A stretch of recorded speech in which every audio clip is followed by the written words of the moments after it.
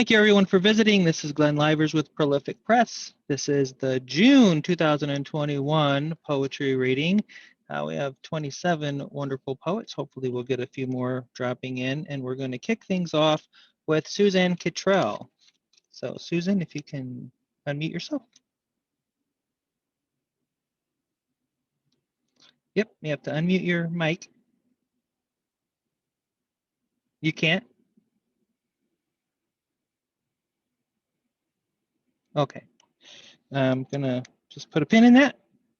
And we're going to let a new poet in. And Lynette Esposito, we'll go ahead and do you. I unmuted. It's Yes. Lynette Esposito from Laurel, New Jersey. Water mirrors bird wings like shadows floating on invisible breezes, surging up and down to greet the shore. I am on the shore, glued to the sand, a shadow, a being fluttering like a wing, greeting the sky. Eyes swimming in white lagoons. I am bound to the sand, wishing to fly.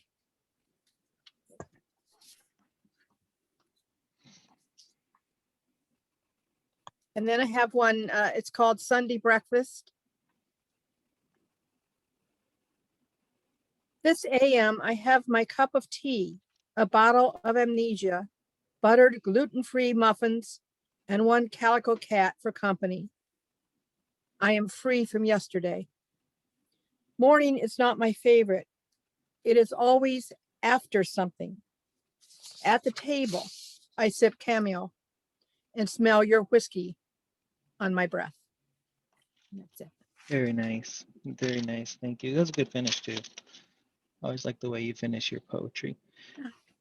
For most of us that are in a chat window, there's also a little chat button. You can send a text message after a poem if you want to tell somebody that you liked it or otherwise. And we also take a quick, we can't all applaud because it'll interfere with the people that are reading. And so what we typically do is take us a lesson from the deaf community, and we signal our applause in this way. And it is a nice way to let people know we appreciate their work. Elizabeth Perkins? Yes, hi. I'm Hi. Elizabeth Perkins. Hi, I live in Chicago, Illinois, and being published this month with you is the first time in a very long time. So I really appreciate that opportunity. You can find me only for poetry on Camamuse, at Camamuse, that's K-A-M-M as in Mary, E-R, Muse on Instagram. And I'm just going to read 3 haiku, and I'm going to read them twice just because it's easier to kind of take it all in that way. Can you hear me okay? Oh yeah, I can hear you just fine. Okay, great. Night shift is over. The moon keeps me company until the bus comes.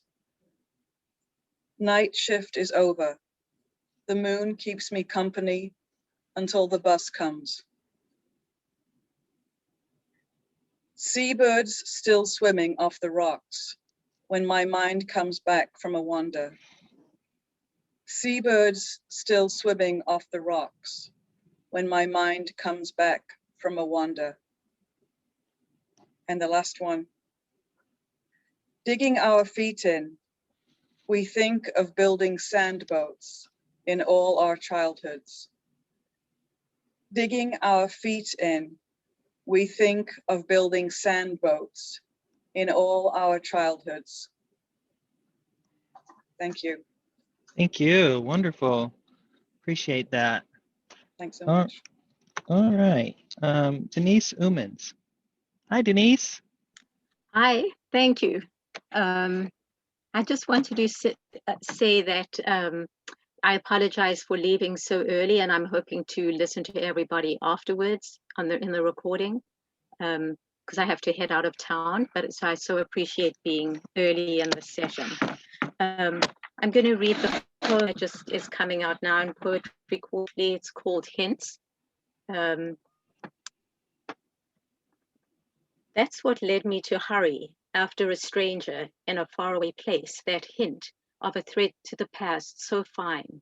Was it his side-to-side motion, or the floppy-brimmed hat, so familiar as he passed me, or the way he raised his hand to shield his eyes? The hint of a thing leaves us hovering, a roped bridge, between the strains of a melody and a zigzag road, along a peninsula long ago, or a whiff of sea salt in my 6-year-old self, opening car windows wide and inhaling deeply as we arrive in Cape Town, like a delicate rhyme linking one world with another. But as I neared, he turned. That longing at memory's edge evaporated like a vapor trail. Into the blueness he blended, into the crowd, leaving me fragile amid rushing feet and a severed bridge to the past, suspended like an elusive rhyme. Very nice. You have another one? It's gosh. Oh gosh, I think I lost it. It's okay. Sorry. Take a moment. It's fine. We have time. I'm afraid, yeah, I'm using I'm in an RV and using my husband's Well, take a moment and find it. I want a couple of quick announcements. I did release the very first video on Facebook with the poetry critiques. If you have a poem that you have had rejected somewhere, or you're concerned about getting it published and you're interested in getting feedback and brave enough to do that, then you can send it to critique@glenlyvers.com and then check back on Facebook to see if it was chosen. Okay, how are we doing? Thanks, Glenn. I don't want to hold you up. I'm so sorry. I lost it. I so appreciate being able to read one at least. Thank you so much. Oh, no, you're fine. Don't worry did about it. that. Yeah. Okay, And thank you. enjoy. Yes. Thank you. Thanks, everyone. By the way, on that first poem that you read, I love the way that you began that poem about Harry. You know, you just started talking about, and although there was this ever-present I, that it was in fact later in the poem about you and your experiences, your 6-year-old self. It didn't begin with this sort of I thing that a lot of people do that I find very annoying, and I just think the way that you eased into it drew the reader in. So your instincts are so strong. Thank you so much, and I hope you keep coming back. Thank you so much. So appreciate it. Dennis. Hey, Dennis. Glenn, glad to be here. I've got 2 poems about Father's Day, since that has recently come and gone. And the first one is entitled Royalty. Sunshine sifts through woven wire porch walls, warms my bare arms and legs. My body calm sways in the hammock net, a fat-hipped Mishner novel open in my lap. I sip Killian's Red and adjust the pillow. Flies and mosquitoes ricochet off screens. The Toro mower coughs, a metallic clack. The machine sputters and stops. My son's swear words drift in, lyrics to the lawnmower's heavy metal music.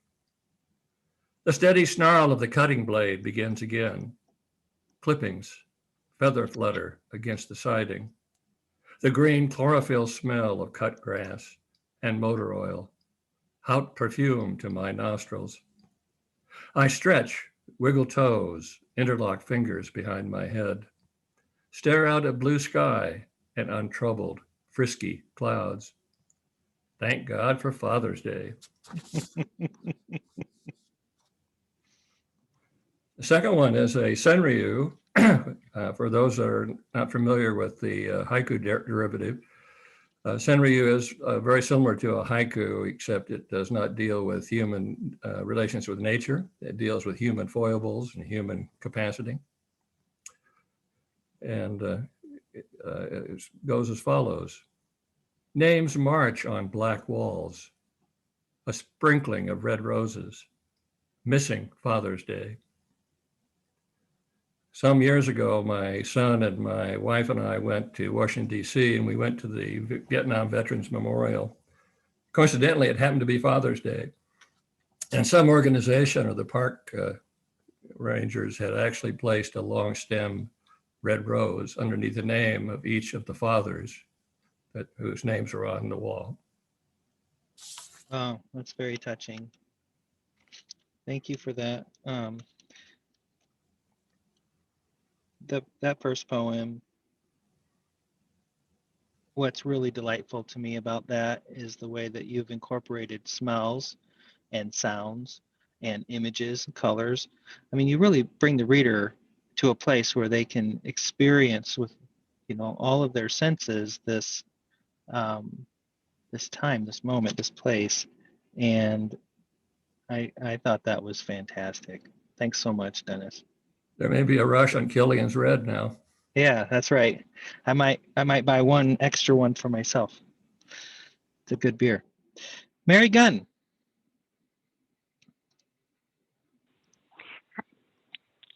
Thanks, Glenn, and hello to all my fellow readers.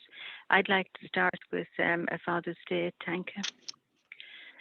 Father's Day, recalling how he checked the barometer in haymaking season before mowing a meadow.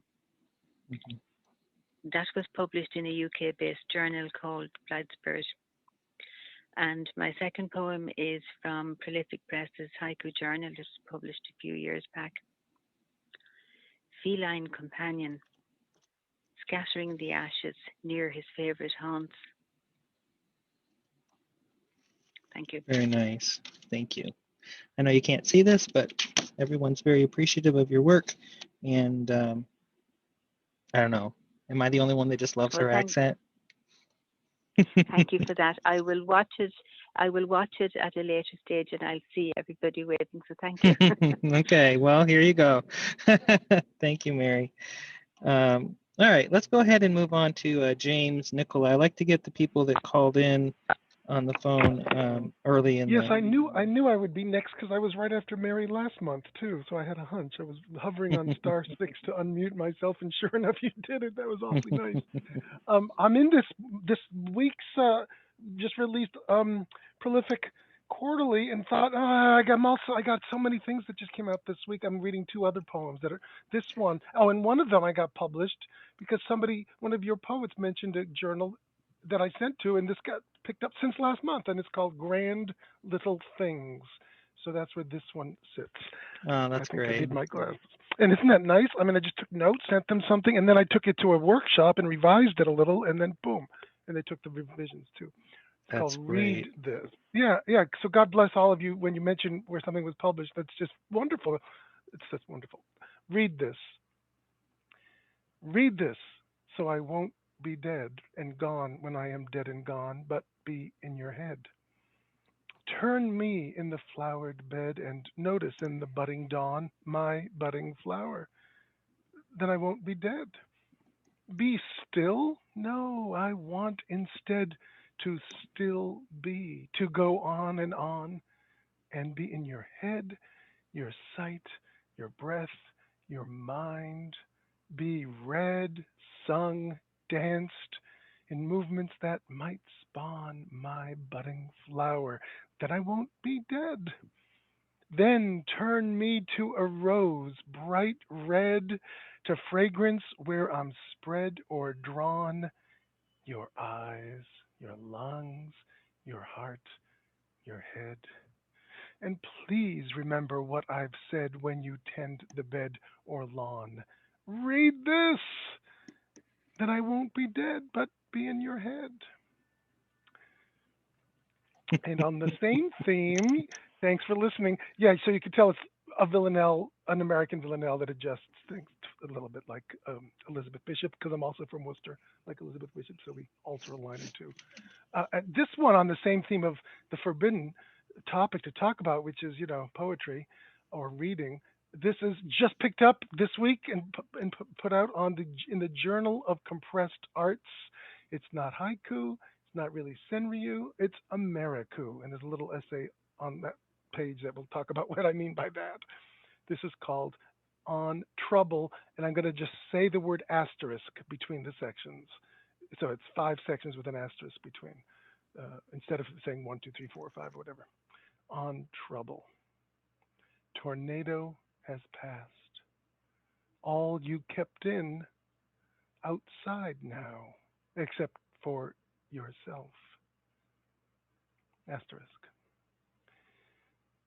Every month, too warm. Every day, mercurial. Every moment, risk. Asterisk. One more person, yow. Truck too full, illegal now. Short, moist, hot breaths. Ow. Asterisk. Stroll. Dog approaches. Owner leashed, oblivious. Scrouch. Fast. Pet the dog. Asterisk. Getting in trouble. Going to heaven in spurts. How I love reading. And I won't read any of those twice because it's online. You can check it out if you wish. Journal of Compressed Arts, and that one's called On Trouble. Thanks for listening. And my latest is called Fires of Heaven, the latest book. And I just got 3 reviews that I just found out about since last month. So I'm so happy Oh, about that. great. Well, congratulations. You know, Isn't that? sharing reviews is something that we can all do to help each other. And so it's something that you might consider going and checking out James' book. And also, James, if you want to, you can go to the Facebook page after I post this video, just post right below it and include a link so we know where it is. That's what I'll do. I have a note to myself to do that and later, but I didn't do it since last month because I'm so busy. But thank you. Thank you so much, everybody. You know, thank you. It was very good work. Patrice Wilson.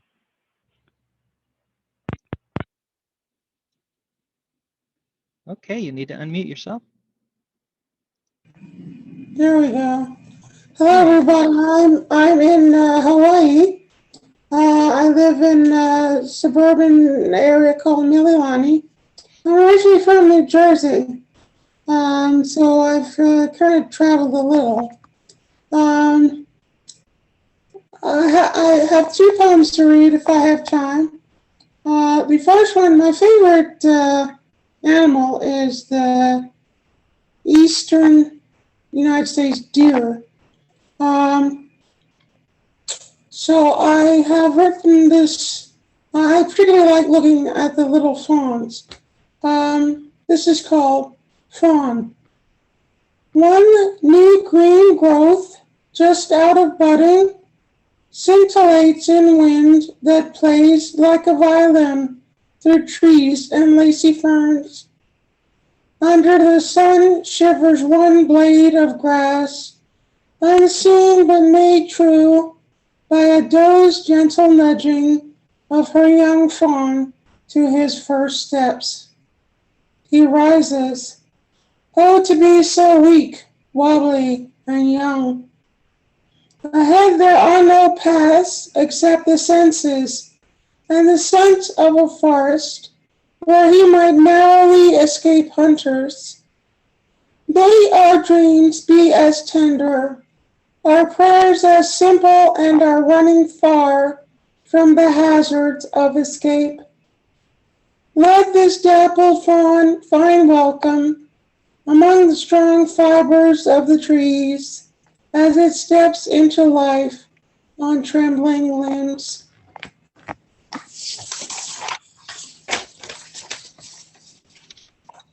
The next one is thematically related, but totally different approach. This is called Motherhood. Motherhood. A mother snuggles her newborn wrapped in blue bunting against chill. Outside the pickup truck's window, barren places, leafless branches, stunted yellow grasses speed along.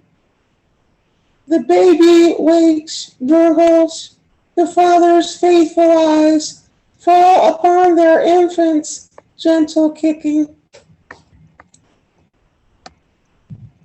If only there weren't that lowering gray sky, that winter drizzle, that cold rain, she murmurs, looking toward wide yards, open fields, and yes, those fences and walls, knowing the ocean is even farther out there somewhere.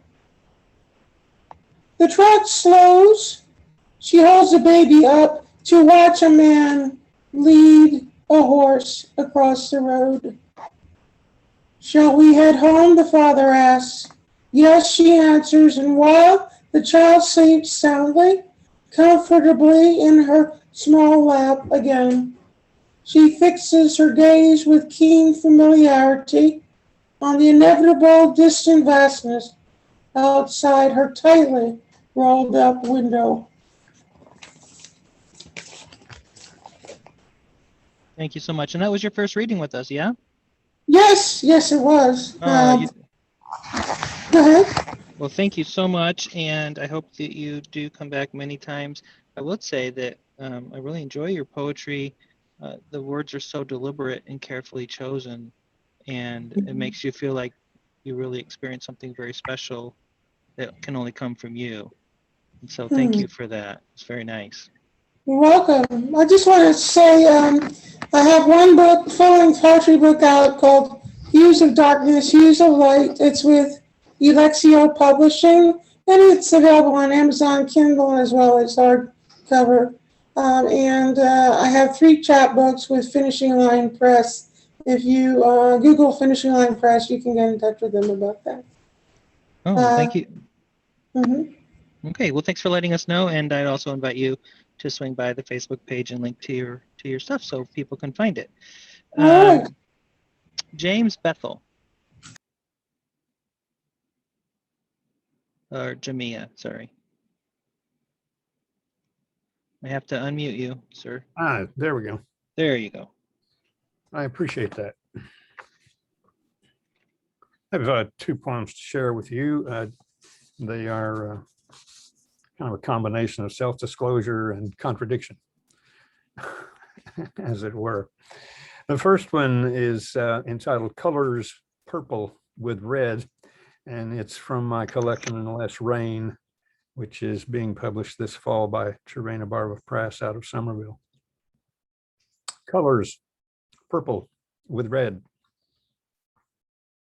Wearing purple with unstylish red hats seemed the only thing to do from the moment hearing of its possibilities, listening to my elders. My share of serious brandy and chocolate began in my 30s, but I was not slow to cast my lot with love's winds of chance. Having begun so earnestly in younger days, friends and family became more or less used to my struggles with serious whimsy, and what has no doubt seemed to them my contradictory nature. Now, as I look closer at what it might mean to grow old with purple shirts and red hats, I realize there are people to whom I owe apologies. Those who mistook as arrogance my eager celebrations of discovery, those who presumed I knew and intended appropriateness. I apologize for the mere desperation of a truth seeker. My neat house has forever been dusty, and a double set of breath and nose prints mark a window corner on the door, if it's still there, of the Wounded Gull Bar and Grill on Peaks Island. Alone now, I am barefoot in the house into February, having given up the morning paper for the crunch of leaves between my toes in the fall. And yet the memory remains of making love on golf courses in spring and summer on football and in cornfields and in gardens at midnight and after and in the rain.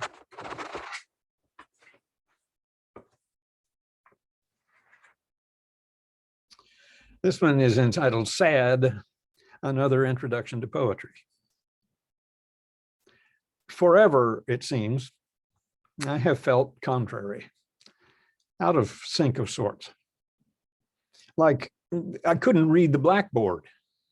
And I wasn't diagnosed as myopic until I was 13, but by then I had decided that the world was neither round nor flat. So it is with this early summer heat. 101 in May. And I'm feeling every symptom of seasonal affective disorder, usually associated with winter. For example, I'm procrastinating. I've written 45 poems since January, but this is the first one since March. Truly, it is sad that this is supposed to be another introduction to poetry. The hopefuls having left already with the suffocating heat as an excuse for their boredom after discovering that my poetry is mainly talking about myself, which it turns out is also sad. Thank you. That was very tender. Thank you for sharing that. Clarice Samuels, are you handy? Unmute. Got me? I gotcha. Okay. Okay, so I have a haiku and a poem. I guess I'll read the haiku for. Can I read 2 haikus since they're so short? Sure. Okay, so haiku number 1. Ferocious dragons float like gods above the crowd. And haiku number 2. Painting my lips in the car, veiled women scurry past me. Okay, and then I have one poem. It's called Cabaret. It was published in Poetry Quarterly at one point. I forget which issue. It's sort of inspired by an impressionistic painting, but I can't remember the title of the painting. Okay, Cabaret. Eerie shadows and wisps of smoke. Low hum, sullen faces. Dark corners, dark light. One visage lit from beneath with a lingering expression of tenderness, yet strikingly insincere, fleeting desire, captivating smiles, dizzying crowds of peering eyes, the whole room convulses in a spasm. A stranger's hand strokes a wounded breast. Someone pants, someone gasps, someone swoons. The performers gesticulate wildly. Their expressions are grotesque. No one understands their poetry. The audience is bored. Hugo Ball is standing on the stage. He is invoking the names Gajiberi Bimba Gaga Blung. A herd of elephants has arrived. Madam, these things are only charming from a distance. End of poem. Thank you. Oh yes, I do remember that. What a fun ending to that piece. There are a lot of, That last line is from a letter that a French poet wrote to someone about, about the latest fad in music and nightclubs. And he said, Madam, these things are only charming from a distance. I just had to lift that line. yeah, well, the world's full of those things. Yeah. You're right. Oh, it's funny. Okay, Michael Flanagan. Hi, I'm not sure why my picture didn't show up, but it's probably just as well. I'm hard on cameras. This first one is a haiku from my chapbook from Prolific Press, Souls Cleaner Than Ours. A brilliant name, Pteroxycum officinale, my dandelion. The other one is a tanka that I was accepted at Ribbons just lately. Your bag came home, yarn needles, a few squares of bright little flowers, each knot just so until the last. That's mine. Thank you, Michael. Thanks Thank for you. sneaking in. Really, really appreciate it. Linda's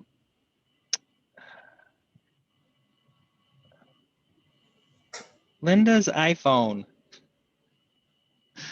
You'll have to unmute yourself. Indeed, I do. Hi, everyone. I'm Linda Imler. I live in Wichita, Kansas, and I'm going to read 2 poems from the second edition of my first book, Big Questions, Little Sleep.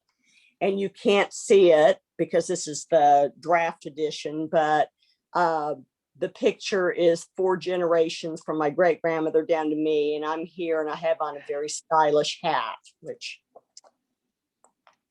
you all would love very much. This book is about time and death. This first poem is called If Only.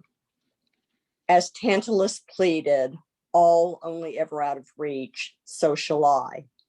For the alchemy of properly positioned syllables, the perfect mathematical equation of sounds whispered out from a broken heart that allows me to have that one last minute again before you take your last breath.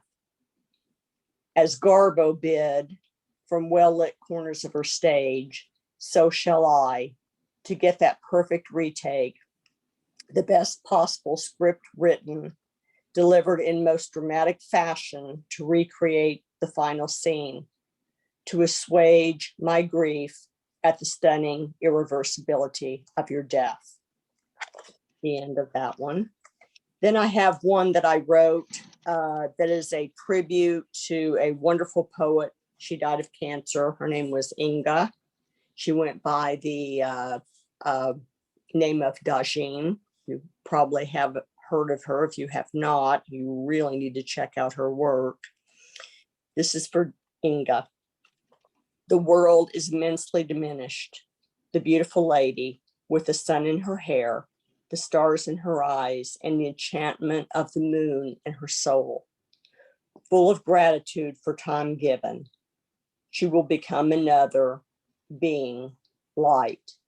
At second glance, will she still be Dutch? Or perhaps when she turns the corner, Mescalero or Thai? How inspiring that those with the biggest hearts create the smallest distance between each of us, and they keep the most luminous stars in their eyes. Tell the children so that in latter days they may watch for her. Thank you. Thank you. You're Very welcome. nice. I think it was Billy Collins said that poetry is very much about the romance of time and that we're all running out of it. Mhm. And you're so delicate the way that you express those feelings and those images, so tender, like pressing a bruise, just it hurts, but you can't sometimes help yourself, but it's just really wonderful. I appreciate your work so much.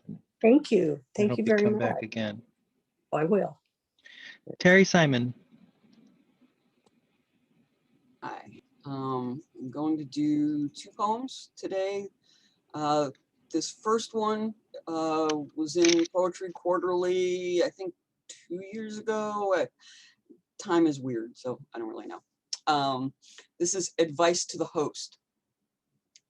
When a potential demon comes to your door, escaping love like the devil's triangle, buy him cigarettes and give him whiskey.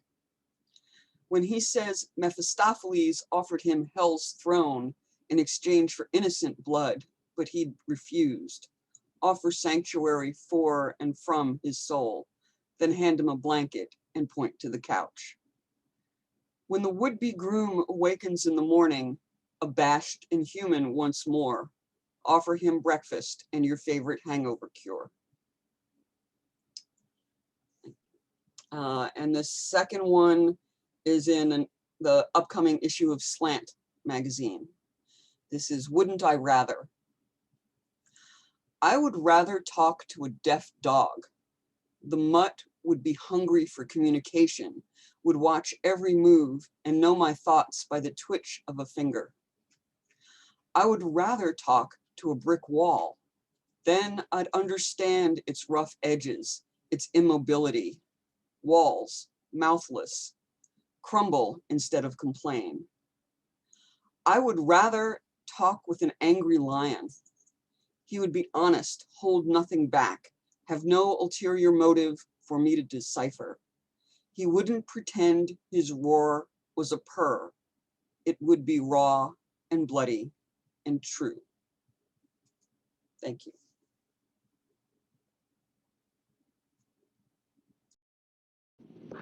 Thank you. Did you have one more? Okay. All right.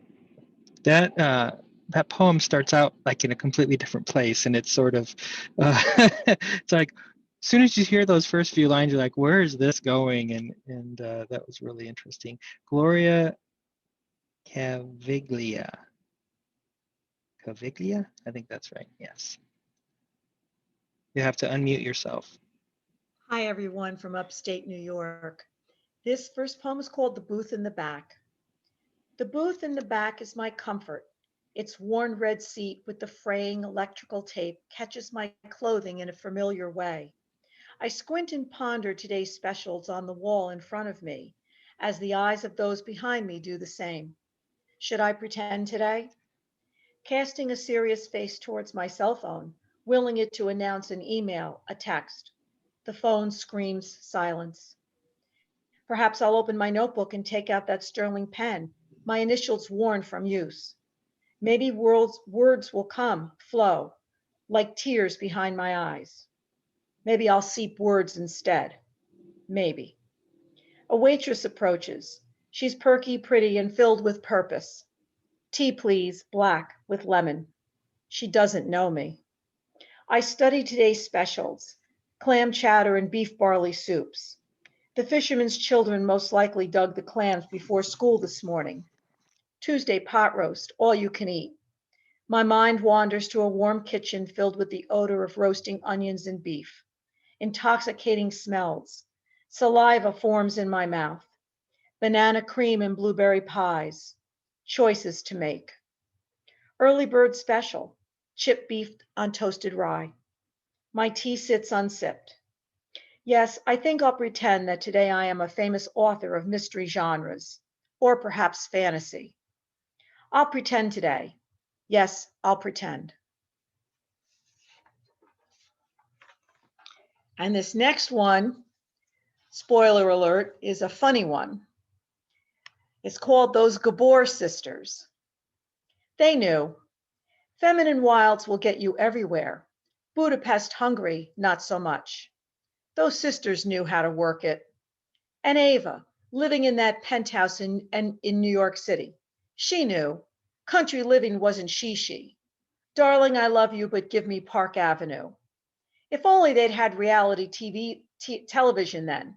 Zsa Zsa would be in pink fluff, dripping chandeliers of Harry Winston, dolling those worshiping men to the brink of insanity. Ava in white, a feathery boa carelessly thrown around her swan-like neck, lounging on a Louis XV chaise, sexting from 720 Park. They'd two-man them, show them how it's done. Befriend the Kardashian sisters. Maybe teach them a thing or two about standing by your current man and being helpless to your advantage. Give them advice about fashion, home decorating, and sharing men, of course. Teach them what real sisterly love is all about, what man acquisition truly means. Ah, the Hollywood nouveau riche, so predictably boring, so common. They could guest appear on The Bachelor, together, drive the poor unsuspecting chump into a frenzy, blow up Twitter with their antics. Or better still, have their own TV reality show, 20 Husbands and Counting. Raise the bar of reality TV. Yeah, those Gabor sisters were something else. Thank you. Thank you. So you are a fellow Green Acres fan? Why not? Why not? Oh, I love that show. That was a lot of fun. All right, is Catherine De Leon available? I think you're there. You have to unmute yourself.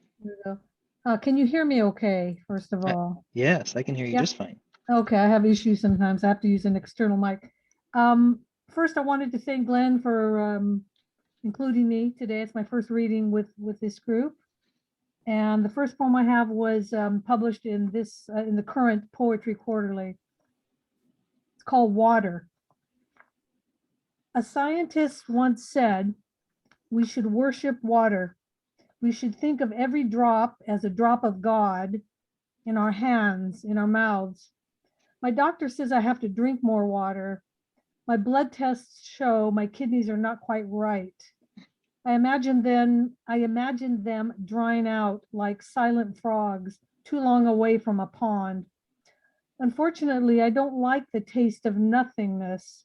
I'm not interested in something that can fill a clear glass or bottle and remain unseen. Yet I know the earth and I are twin bags of water, sloshing slowly through time. The earth balances its water better than I can.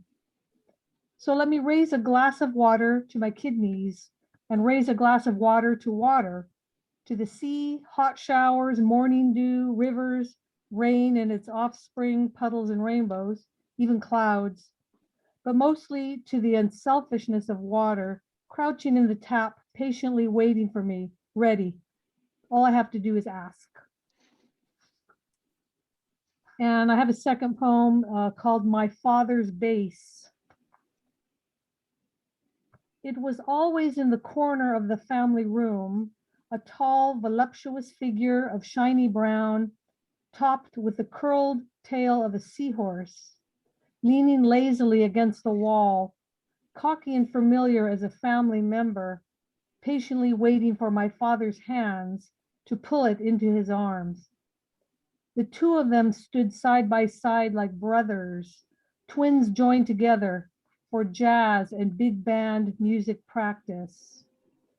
Sometimes my father coaxed me, small and timid, into the living room, as smoky and bright as a spotlighted stage, guitars and lap steel guitar joining the bass, his musician friends seated, smiling at me. A quiet man, my father let the bass's deep voice speak for him, the notes thumping like an adrenaline-fueled heartbeat. His brown fingers thick and full of jazz as they moved agilely along the strings, like a sculptor's hands working in clay, creating invisible masterpieces that hung on the air of those safe childhood evenings. I hear my father when I hear jazz. I listen for the bass and he's there. It's as if his heart is still beating somewhere, telling me he's still with me, if I will only just listen. Thank you very much. Thank you very much. That was very nice. I feel like sometimes, you get these moments that are so personal, just makes you feel like we're suddenly immediately friends or something. Just thanks for that little piece of your life. All right, let's see here. Give me just one moment.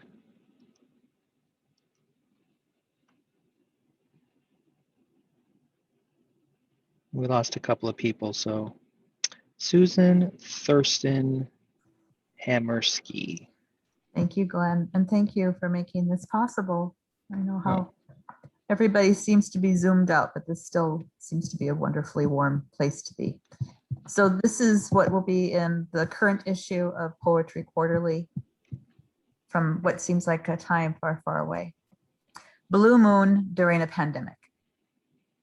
Here's the moon again.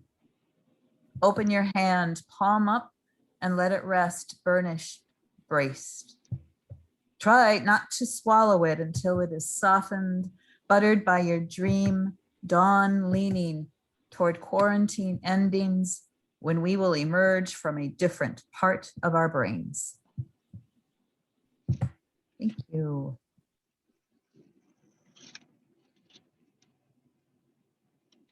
That's wonderful. Did you have one more? Oops. I didn't. I thought I was just going to go with what would be in this issue. Okay. Well, next time, if you are so inclined, you don't have to read more than one, but you're all invited to. Thank you very much for that and for being part of the issue. And this was one of your first readings, is that true? First readings with here. No, I've published a lot and I've read a lot and performed a lot, but I'm sorry, I meant with us, yeah. yeah. Well, No. well thank you, welcome. So thank you for your welcome. And I hope to see you many times in the future. Same David here. Harris. Hey, David. Hi. I kind of screwed this up last time. It's not invisible. this time either. Well, anyway, it's the Review Mirror. It's available on Amazon, and if you like my poems, there are more of them in there. A few years ago, I did a workshop with Kathy Ossip at Colgate Writers Conference, and she said we should write about some popular culture figure. So the title of this is the character's original name, although he became famous under another name. Don Quixote. I never felt much sympathy for the roadrunner. Invulnerable, inarticulate, malicious, he could run away from trouble, but baits and taunts his co-star, while E wants nothing but a square meal, a specific meal. I feel his pain. We're about the same age and we've both made some bad choices. My careers have wound down and his has reached a dead end. But what else could he do?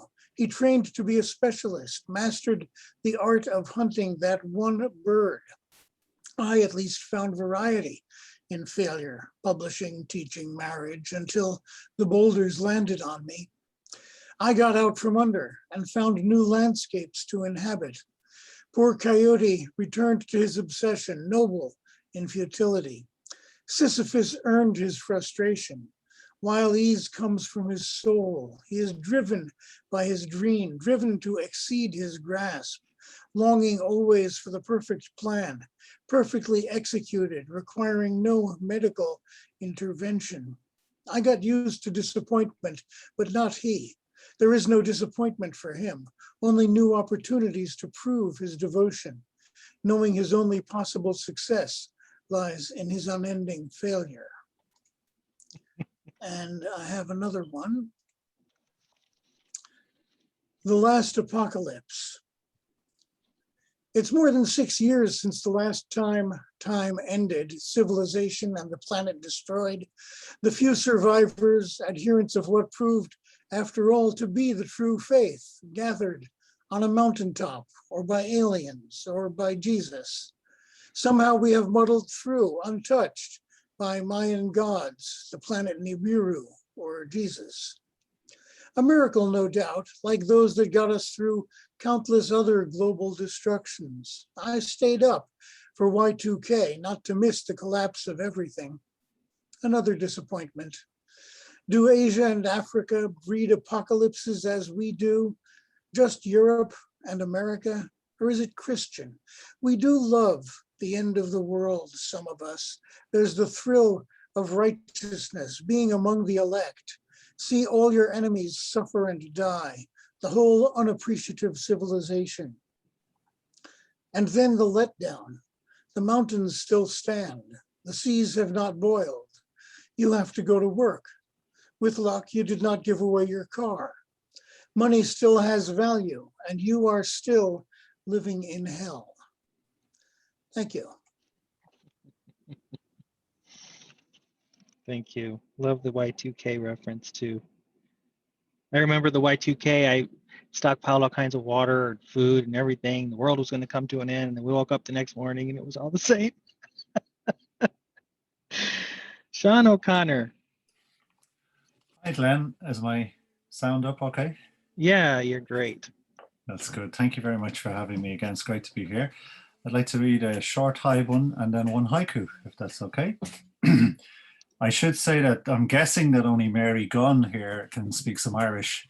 And here in Ireland, we often use Irish words in our daily vocabulary without necessarily speaking Irish all the time. So you will need to know that Iha Bialtana means, Iha means night and Bialtana is summer. So it's the summer night. And specifically refers to a night in May where we officially start summer by lighting fires on a really, in an ancient tradition going back a couple of thousand years, on a place called the Hill of Uisneach. You need to know that, or this will make no sense at all.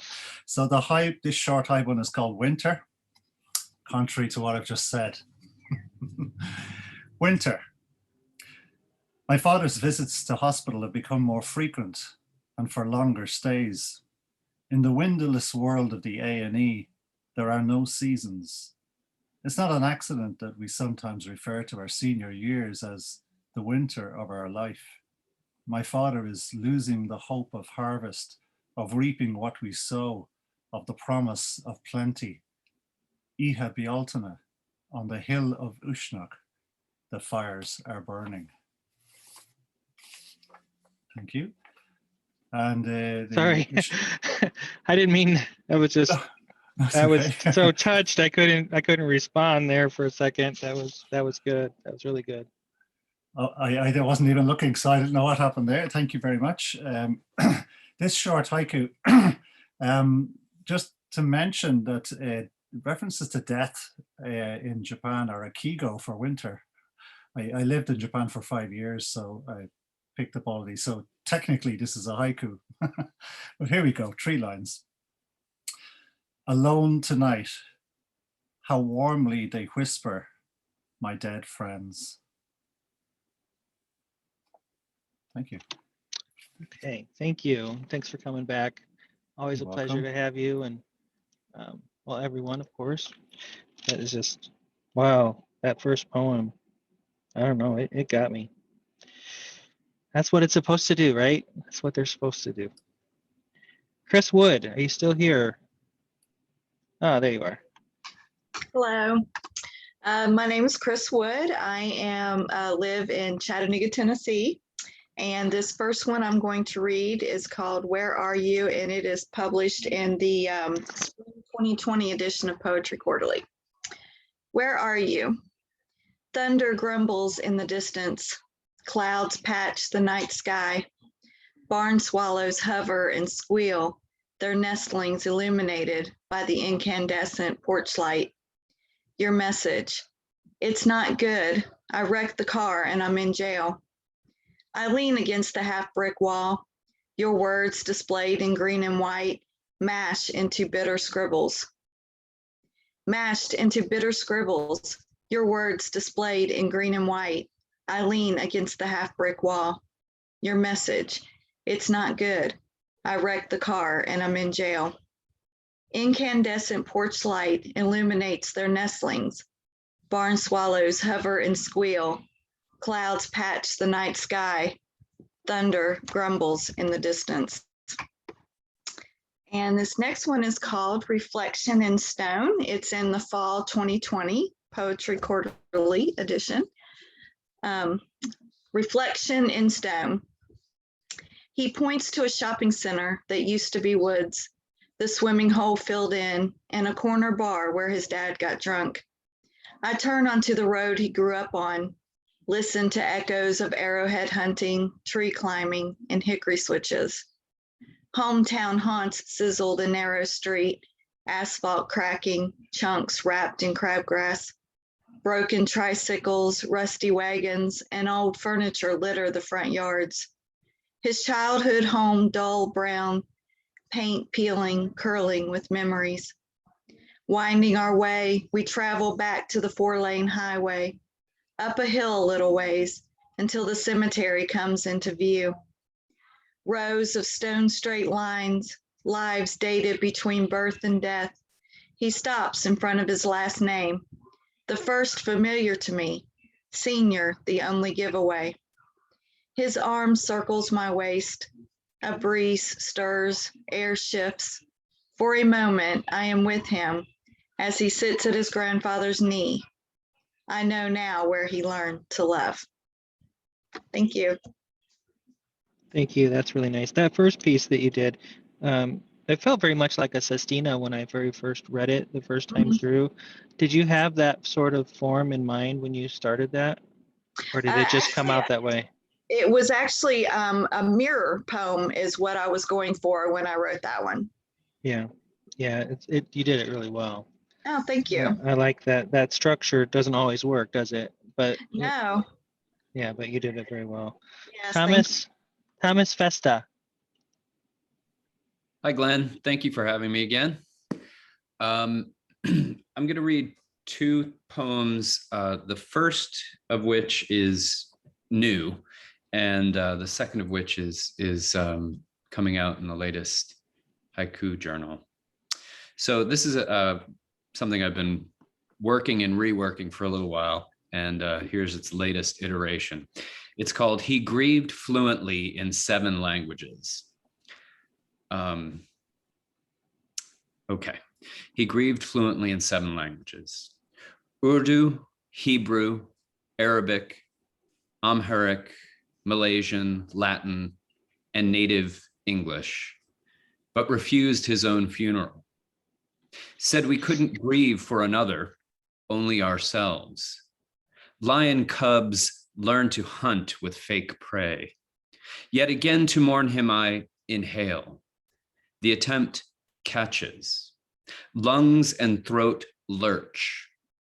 Uphill, at the end of the breath, a stone oak grows beside the rushes of a flower rinsing creek and a thatched hut. Another breath fills my lungs like his cancer, like fluency in a dead language. A secret dwelling, nearly unreal, like shame at having been born with cerebral palsy. Shining lair. All the clowning could never disguise the lazy eye, the sober slur, the twin given up at 13. His loss made breathing feel like clumsiness. A spasm of kinship shabbily concealed, like the eye shine of a hiding cat in the full moon newly risen. Thank you. And here a haiku that's coming out in the latest haiku journal. Amber leaves shudder, a thieving hand of bright wind, picking death's pocket. Thank you. Yeah, I remember that. That's good. You know, that first poem, you say that you keep reworking it. And so it goes back to this thing that we say as poets, that poems are never finished, they're just abandoned, right? But I'm officially giving you permission to call it done. It's very, very well done. It's nice, it feels deliberate, it ends very strong, and it's good. It's good. You can take that and send it out and put it out there in the world so people can enjoy it. I think that you did an excellent job with that piece. Thank you, Glenn. Michael Watterson. Thanks, Glenn. Hi, Pleasure Michael. to be here today with everybody. I'd like to read 2 poems. The first one is in the just released winter issue of Poetry Quarterly. It's called Snowy Egret. Serenity flows in the creek where it wades, white more luminous than light, then poised on point and eternity, onyx eye sighting down ebony beak, a secret water keeps, before unfolding lily-like, climbing to a cloud, leaving me earthbound regret. And the second one needs a little bit of background on it. It's titled "Oh California," and which is the state song, California state song. I grew up in Pennsylvania, but lived in California for going on 50 years now. And of course, as everyone's aware, the entire West, the American West is in the midst of a horrible drought, about a 20-year drought. And everybody reads about the fires that are going on. This weekend, Seattle, Washington is going to hit triple digits. And nobody can believe it. cold, rainy Seattle. But this is called Oh California, and the name, I recently found out, thanks to another poet, that almost all the states come from Native American names, Native American words, except for the eastern seaboard that were colonized by the English. But California has a different origin. The name California originated in a 16th century Spanish novel called The Exploits or Adventures of Esplandian. It's actually got a much longer title in Spanish, practically tells the whole story.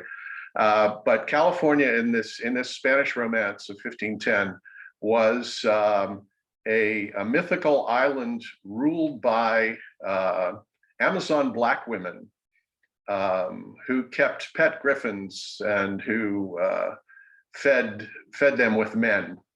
They were all Amazons. And when the Spanish discovered Baja California, they thought it was an island. And so they named it after this mythical, very popular romantic novel. Anyway, that's a long background to set up this poem. It's called Oh California.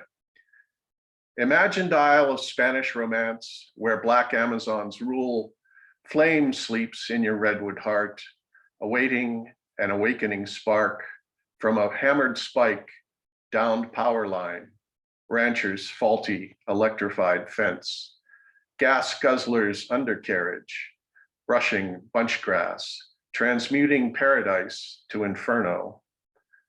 Higher winter lows and summer highs sprout calamity. No fireworks for the 4th, exploding oak and pine launch pyrotechnics now.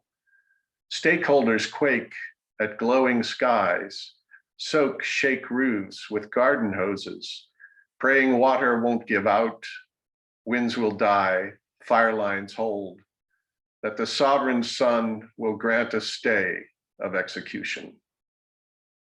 Thank you. Thank you. Very nicely done. Let's see where we are here. Looks like we're on time. I saw Jerry and Maggie. Are they still here? There you are. Can you unmute yourself? Yeah, thank you, Glenn, for having us and putting this on. I'm Jerry Narland. I'm coming to you from Winterset and down here in Flower Country. I've got a couple selections that have been published in Lyrical, Iowa, part of a collection I'm gathering for my next book.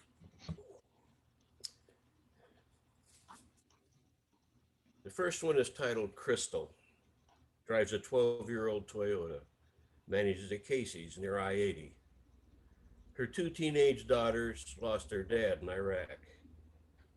2 years later, she found Dan, a paramedic, who left her 32 with a 5-year-old son. An F-250 crossed the center line, hit his ambulance. Chris drives a big rig. England, Swift, now Werner. He's 4 years younger and not home much, but he loves her. Has been sending checks for 5 years to help out. They Skype each evening, talk about quitting the road of marriage, buying a house, being together as time eats away their dreams.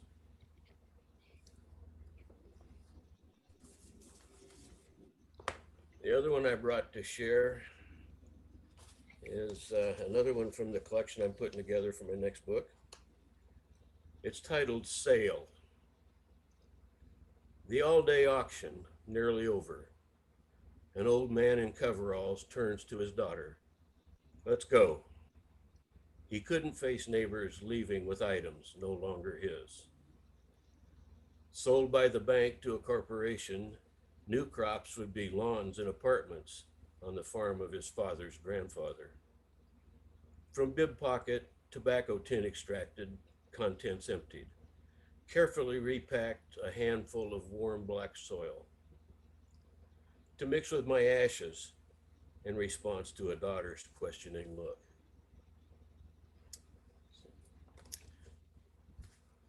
Thank you. Oh no, thank you for being here. Now this is your first reading with us, is that right? The first one with you, yes. Oh well, welcome. So powerful, yeah. That especially that first piece, the time eating away their dreams. A couple of people commented that was such a good ending. Very, very well done. Okay, now to one of my very favorite readers who hasn't been with us very long, Jenny Pina. Hello. Hey, everybody. Hey. Back. Hey, Glenn. Thank you. I have two poems. The first one is coming up in the next Poetry Quarterly, and the title is Joy. If joy is fleeting, what's wrong with that? We still remember our July 4th, don't we? The sparklers fizzled before they singed our fingertips. The fireworks stopped banging, dropping, whining, and sailing. The moon, trembling the ocean chop, sank away too, but there was joy in finding the sidewalk still warm. At 10 p.m., we slipped our sandals off and walked home. And this is a new poem that's called The Soil's Voice. In Carlisle, Pennsylvania, they are digging up the remains of dead children again. Children whose given names sound like the wind named them, or a corn moon, or an eagle banking over a clear night berth. Soft puffing mouths, bright curious eyes, children born with no reason not to trust. Their families are calling them home to rest in the soil of their ancestors. River valleys, flats, and hillocks where once they were wrenched from the arms of mothers, fathers, brothers. Bound for the Carlisle Indian Industrial School, thousands of them. Braids lopped off, bodies uniformed, native languages silenced.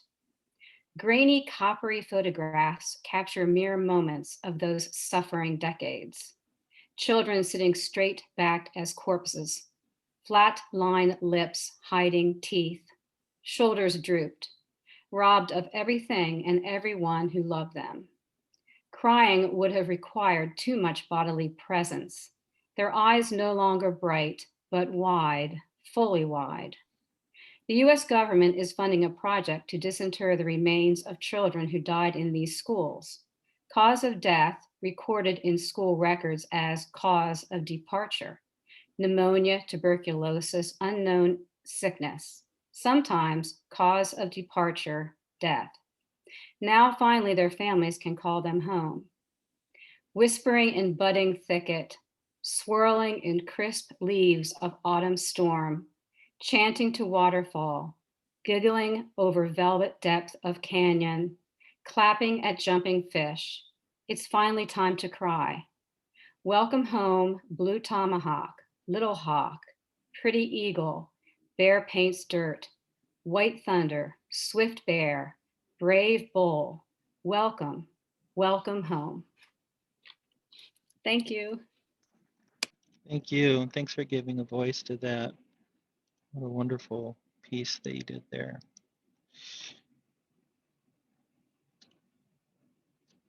I finished this masterclass with Billy Collins a few months ago, and one of the things that stuck out that he said was that poetry is a record of the heart. Like we have history books, right, that record history, but it's in poetry that we can go back and read poems about previous events, and it's a record of the heart of those people, you know, of what was in there, what they were feeling, not just what happened. And Ginny, a poem like that, just it's immortal, you know, it just marks these things, and it's a record of the heart. So thank you for doing that. Vincent Penn.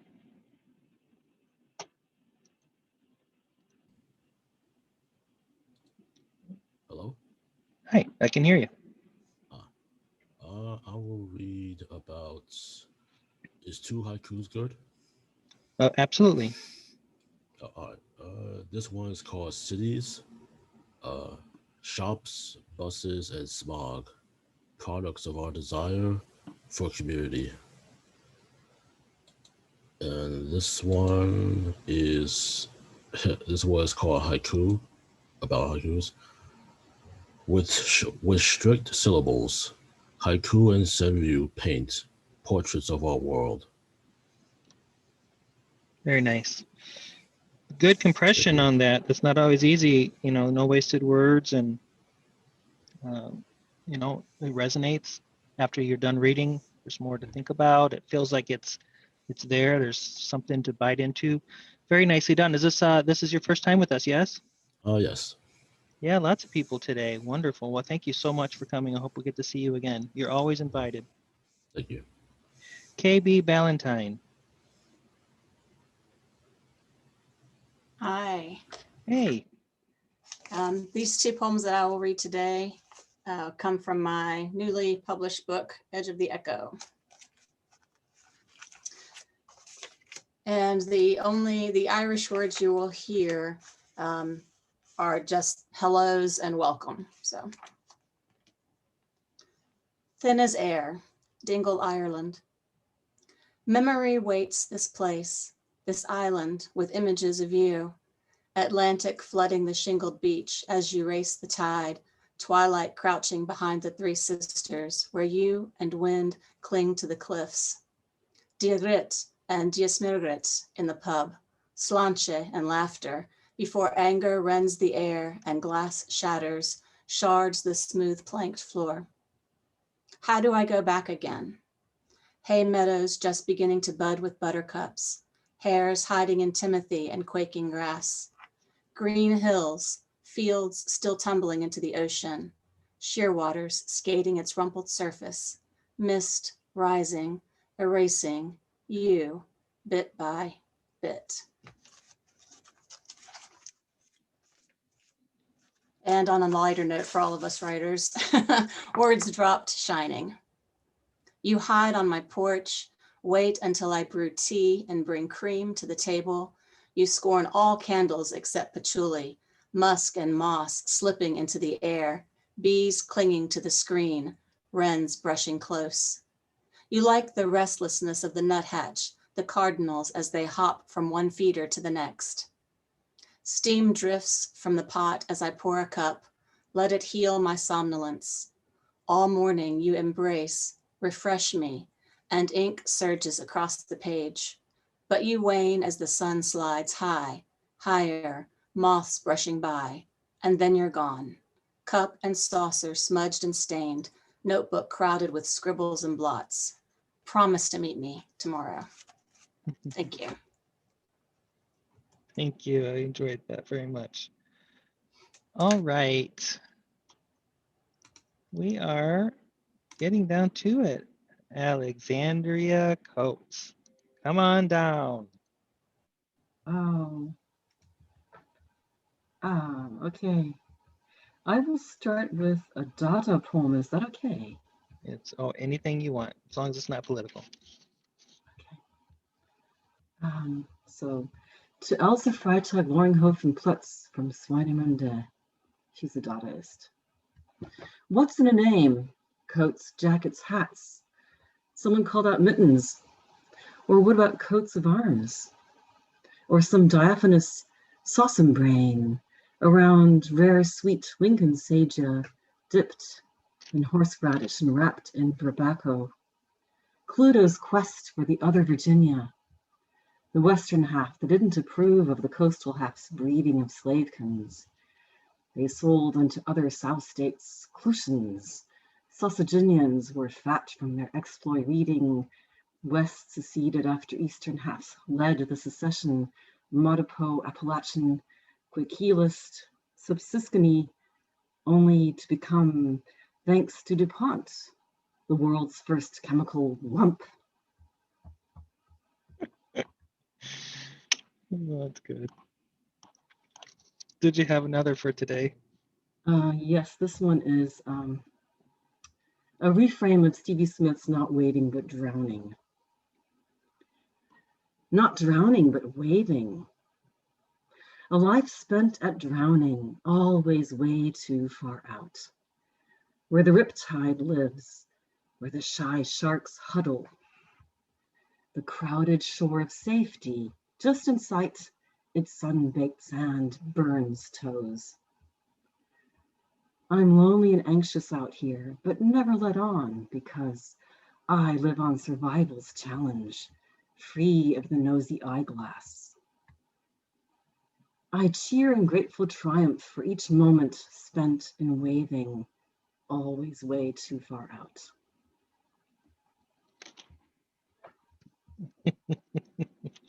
Thank you. Thank you very much. There's that smile.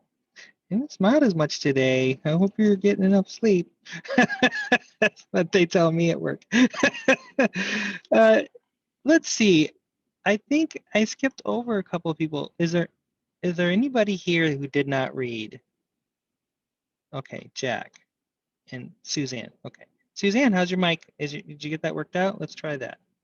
Suzanne Cattrell. Okay, until the internet blurps off. So I'm in rural North Carolina, north of Raleigh-Durham, but internet is somewhat lacking out here in the country. So this particular poem is in the current Poetry Quarterly that just came out, and it's about Taganic Falls, which is one of the highest waterfalls east of the Rockies. It's actually higher than Niagara Falls on the American side. So it's in a beautiful area of the Finger Lakes. And occasionally it freezes. So this poem is about that. Frozen Rapture. I stand at the base of Taganic Falls, expect to see water rush, then cascade over the rocky cliff, plunge 215 feet into a swirling indigo vortex. Instead, I stand by a frozen pool as temperatures plummet. Supercooled waters of Taganic Creek slow, slush, frazzle ice forms. My eyes widen, my jaw drops. A milky, opaque curtain hangs from the gorge precipice, drapes the chilled rock face. Crystallized stalactites dangle from glazed ledges. Clouds of mist, confectioner's sugar dusts the frozen sculpture warmed by the sun. Temperatures fluctuate, orchestrate percussive sounds, crackles, booms, moans as ice shifts. Cinnamon-colored sediment within needle ice imitates rutilated quartz. I shiver, not from frigid air, enraptured, I stand silently. And I was just gonna read one. So, and good news, my third Poetry Chat book's coming out later this summer. Oh, excellent. Well, make sure that you give me an opportunity to help promote that for you. Absolutely, I appreciate it. Send it out our way. Okay, now let me get back to the view. Jack? Good afternoon, everybody. Hi, Jack. Jack Friedman, Staten Island, New York. I'm going to do one poem, and I'm going to do the haiku that got accepted to Haiku Journal. This poem is called Palace Amusements. It's dedicated to a former amusement park in Asbury Park. Asbury Park greets me within your thin-lipped, toothy smile. At the end of every labyrinth, you straddle the seashore's yen. You are a funhouse mirror distorting my figure, yet always finding abundant embodiments within my gut. My navel yearns for that connection to amusement within these vibrant walls. Love was the product of jackpots won from slot machines dispensing ducats. Tokens tossed from one hand, arm pulled by the other hand. You are the windfall stashed within this chest of hazy nostalgia. Adulthood proves more haunting compared to the cart carrying me through those mysterious halls, wishing I could be hypnotized just so I could catch a glimpse, just so I could catch a spoonful of what once satiated my satisfaction, one taste of the sacrament derived from riding the roller coaster before it became a cliche, denoting a diagnosis, before mania surged through my synapses like a Jimi Hendrix guitar solo, after bumper cars foreshadowed the accidents I'd face throughout the static frequencies of depression. If you were a Eucharist, I'd be an idolater. For you were the body of a god I tasted before knowing what it meant to be a righteous Jew. You were the excuse I needed to play hooky from Sunday school. You were the choir who greeted me before I possessed the voice to echo any calls I desperately needed to answer. You were the calming voice I needed before my own soothsaying emerged. Now the tongue with which I speak needs to taste the honey into which I dip my apple. Now this fruit store's nectar of passing years in a cloud, accessed via my digital thumbprint, repressed via my carbon footprint, pollen is carried by a generation of workers and drones. If I left an intention on my doorstep, I'd wish for it to be carried by the westerly wind. I'd hope the corners of the crown in my castle mirrored this palace of amusements. I'd pray the pleasantries could be contained by the channels from which we feel joy. May our data be easy to transmit, even if our devices are outdated. May said devices be reused as analog anecdotes. Let them be paperweights for the childhoods we cherish, preserving a trail back to the inner offspring struggling to spawn and survive. I have a couple of those paperweights. Ditto. The haiku in the haiku journal goes like this.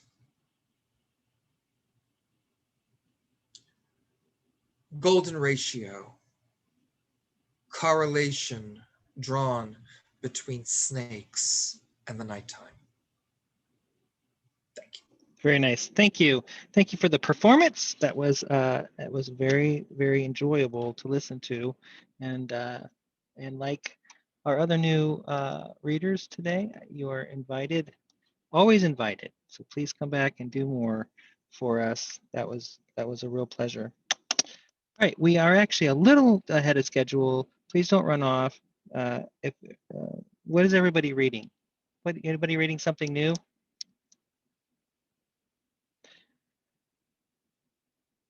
See, I didn't prepare anybody for this. No, I'm reading something from, I don't have it up here with me. I think it's James Mills, but it's called Exit, Pursued by a Bear. And the entire collection, the titles of each of the poems is from the stage directions in Shakespeare's works. And so all the poems are kind of talking about, some of it's about those characters, but some of it's like modern day, those characters. It's really interesting. So Exit Pursued by a Bear. Sorry, I think it's Mills is his last name, but it's very interesting reading. That is great. Sean. Hi, I've just finished reading a manuscript that will be published very shortly by an Irish writer called Amanda Bell. She's very well known here. She's an award-winning writer and so on. I have to say my vested interest is she's one of my co-editors on the Highburn Journal. But the book is called Riptide, and it's quite an amazing collection. It's really nice. She's a mainstream poet, and she's also a very good haibun writer and haiku writer. She's 8 haiku in the book, 10 haibun, and the rest is all a variety of work. It's quite a really gripping piece of work. Riptide. It's not out yet, but I've just finished reading it. I think people would enjoy it. It's got great spread in it. Great. That's the plug for my pal. Hey, that's what it's about. We're all supposed to support each other here. But I mean it. I don't plug work I don't like. I got to be honest, no matter who wrote it. So, yeah, thanks for the opportunity to mention Amanda Bell. I believe that. I do, and I will look forward to maybe picking that up at some point. Anyone else? Jack, you have to unmute yourself. Don't forget. Okay, I have a book that's going to be coming out in the summer called Grimoire. and it's going to be published by 2i Publishing, and so look out for that. It's a compilation of 3 chapbooks I put out, but they debuted in India, so this will be an American debut under my pen name, Jacob Moses. Oh, yes. Okay, great. Wonderful. Thanks, Jack. All right. Well, just remember, everyone, to keep reading. I like to think about reading other people's works as sort of filling up the bathtub. And then when I sit down and finally get time to write, it's like pulling out the plug. And we need both. We need both to really thrive and do well. We need to fill up the tank, and then we need to pour it out for an audience. So make sure that you're reading, and I enjoyed you all so much. Thank you so much for coming today. Thank you, Len. Thank you, Glenn. Thank you. You're welcome. Thanks. Thanks so much. Thank you, You're Glenn. welcome. Thank you. See you guys next month. Thanks, Glenn. Thanks a lot. Thanks, Lynette. And all You're the welcome, poets as well. Wonderful, wonderful. Thank you, Glenn. Patrice, thank you. That dappled fawn. Oh my goodness. Your words are just, you need to come back. I shall. I will. Thank you. Vincent, you're welcome. Bye, Vincent. Thank you.